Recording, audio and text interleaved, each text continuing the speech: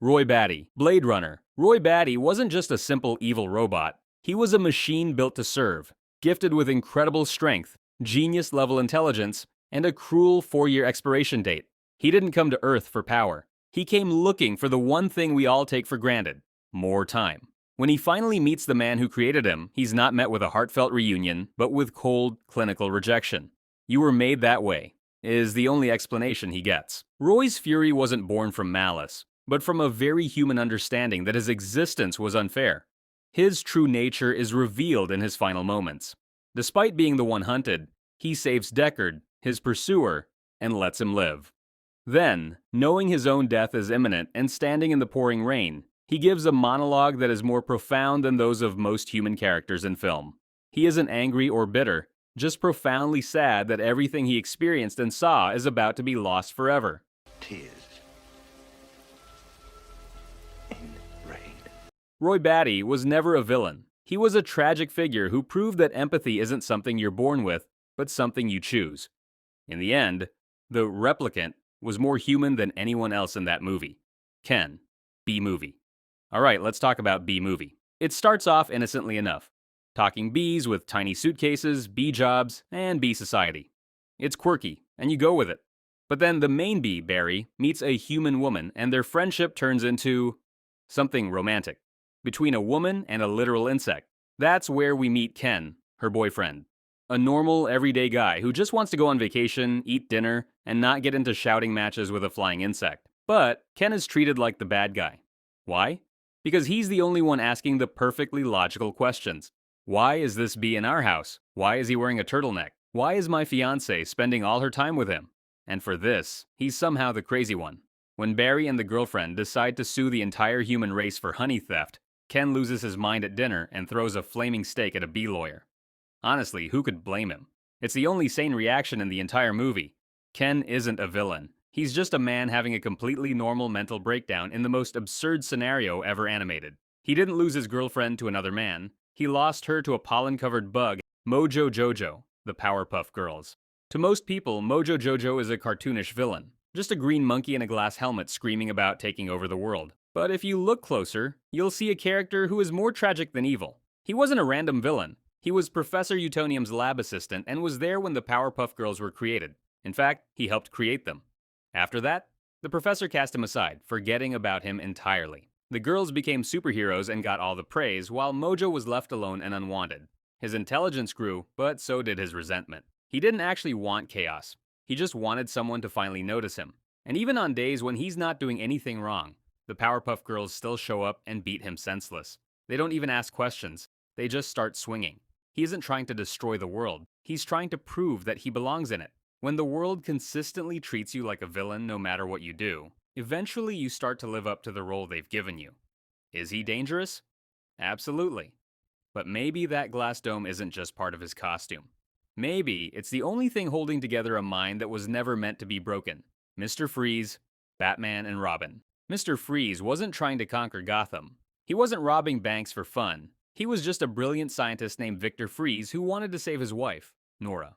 She was cryogenically frozen, suspended between life and death, and Victor would do anything to find a cure. This was his entire motivation. In the over-the-top world of Batman and Robin, Freeze's mission is a desperate race against time, driven purely by love. His fighting isn't for revenge, it's for Nora. He even teams up with Poison Ivy to stop climate change. That's right. Long before billionaires launched cars into space, Freeze and Ivy were out there trying to cool the planet and reforest the Earth. You could call their methods extreme, but at least they had a plan, and a green one at that. And who ruins it all?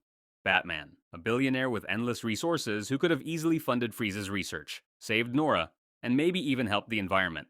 Instead, he simply punches Freeze in the face, locks him up, and goes back to sulking in his mansion.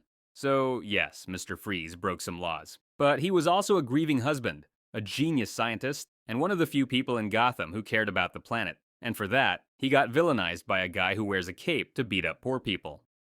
Magneto. X-Men Magneto is far from a cartoon villain. He is a Holocaust survivor, a man who watched as the world stood by while his people were slaughtered.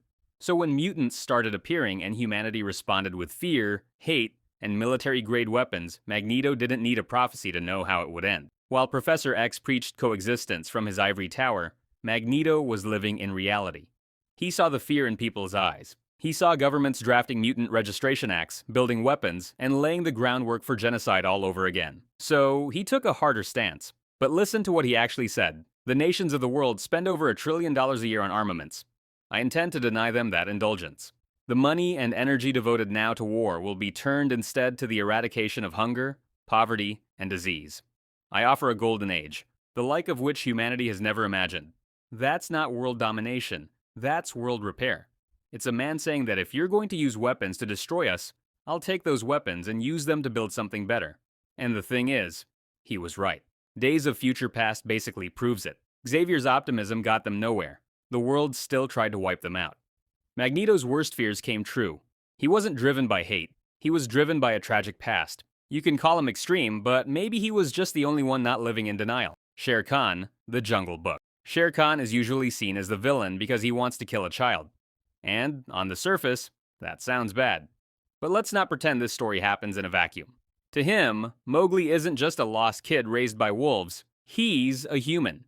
And humans, every single time they step into the jungle, bring fire, destruction, and death. They don't just visit, they dominate. They burn forests, kill animals for sport, and throw everything out of balance. Shere Khan doesn't fear Mowgli personally. He fears what always follows people like Mowgli. And honestly, he has every reason to. In most versions of the Jungle Book, the big moment is when Mowgli uses fire to scare Shere Khan away. Not cleverness, not strength, fire. The very tool of destruction Khan was trying to stop from the beginning. While Baloo and Bagheera are busy singing songs and pretending Mowgli is just another jungle creature, Shere Khan knows better. He remembers what happened the last time humans came around. He remembers the guns, the traps, and the scorched trees. Maybe he's not a monster. Maybe he's not even a villain. Maybe he's just the only one not pretending. Ozymandias, Watchmen. Ozymandias didn't just dream of peace. He made it happen. The way he did it was horrific and unforgivable, but in his mind, it was completely necessary. The world was on the edge of a knife. The Cold War wasn't cooling down. Nuclear war was a coin flip away, and all it would have taken was one bad call. One panicked leader. One itchy trigger finger. Ozymandias saw what was coming, and unlike everyone else, he didn't wait for it to happen. He acted. He created a global catastrophe that killed 3 million people in a single moment. Not because he hated them, but because he believed that killing a few million would save billions. He faked an alien invasion, gave the world a new enemy, and in doing so, he gave humanity something it never had before: unity. The plan worked. Nations that were ready to blow each other up laid down their weapons. For once, the world was scared of something bigger than itself. And that fear, twisted as it was, gave people a reason to stop fighting. Ozymandias wasn't looking for applause. He knew people would never forgive him. He didn't care. He just wanted to save the world, even if it meant staining his own hands forever. Was he a hero? A monster? Both? Or maybe he was just the only one willing to do what everyone else was too afraid to even consider.